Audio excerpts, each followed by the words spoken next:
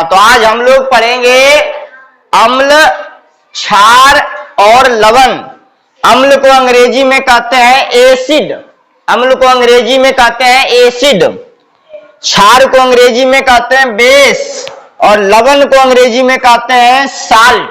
तो अम्ल, क्षार और लवण क्या होता है तो इसके बारे में जानेंगे।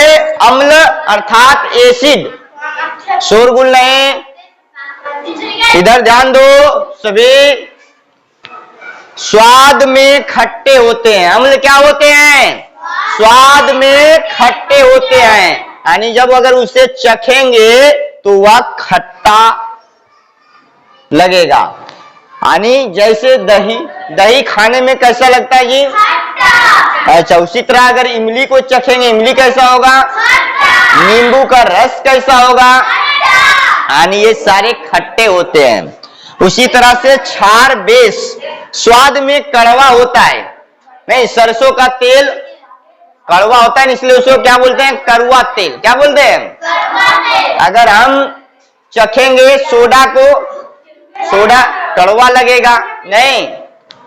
अब आगे देखते हैं लवण। लवण को अंग्रेजी में कहते हैं साल्ट। हम लोग लवण नहीं, तो हम लोग लवण क्या करते हैं? खाते हैं। कैसे?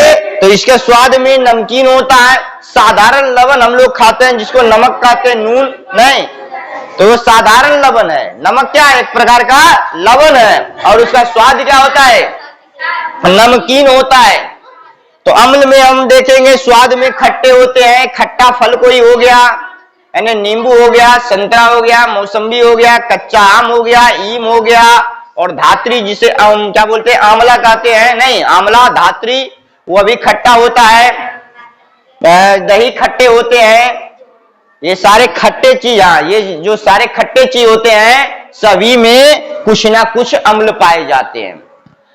क्षार, बेस यानी स्वाद में कड़वा होते हैं, है ना? सरसों तेल कड़वा होता है, सोडा जो होता है उसका स्वाद कड़वा होता है नहीं। लवण स्वाद में नमकीन होता है। हम जो नमक खाते हैं वह एक प्रकार का लवण है, उसे साधारण लवण कहते हैं। तो ये अम्ल, क्षार और लवण स्वाद के आधार पर हो गया कि जिसका स्वाद खट्टा होगा तो वह अम्ल होगा, जिसका स्वाद क्या होगा? कड़वा होगा तो वह क्षार हो जाएगा, यानी बेस हो जाएगा, और जिसका स्वाद नमकीन होगा तो क्या हो जाएगा? लवण हो जाएगा। अब हम जानेंगे कि लवण किस पदार्थ में कौन सा अम्ल पाया जाता है। तो जैसे कि हम लोग चलेंगे दही नहीं, तो दही में कौन सा अम्ल होता है जी? तो दही ले लो, याद रखना, दही ले लो नहीं, दही बेचने वाला आता कहता दही लो, दही लो, दही ले लो, दही ले लो। तो दही ले लो, ले लो का मतलब दही में होता है लैक्टिक अम्ल होता है जी। कौन सा अम्ल होता है? लैक्टिक अम्ल होता है, लैक्टिक अम्ल, लैक्टिक अम्ल। सिरका, सिरका, सिरका में कौन सा अम्ल होता है जी? तो याद रखना, सिरका, सिर पर एसी रखो, एसी, सिर पर एसी रखो। तो सिर का एसी यानी एसिटिक अम्ल हो गया, एसिटिक अम्ल हो गया। उसी तरह से टमाटर में कौन सा अम्ल हो गया जी? टमाटर में वो टमाटर वाली, क्या वो टमाटर वाला नहीं, टमाटर लेके बेचने वाला कहते टमाटर, टमाटर गए, वो टमाटर वाला इधर आओ, वो टमाटर वाला, वो टमाटर वाला इधर आओ। तो वो टमाटर वाला यानी ऑक्जेलिक अम्ल हो गया, वो से ऑक्जेलिक अम्ल, ऑक्जेलिक अम्ल हो गया जी, ऑक्जेलिक अम्ल। अब हो गया इमली।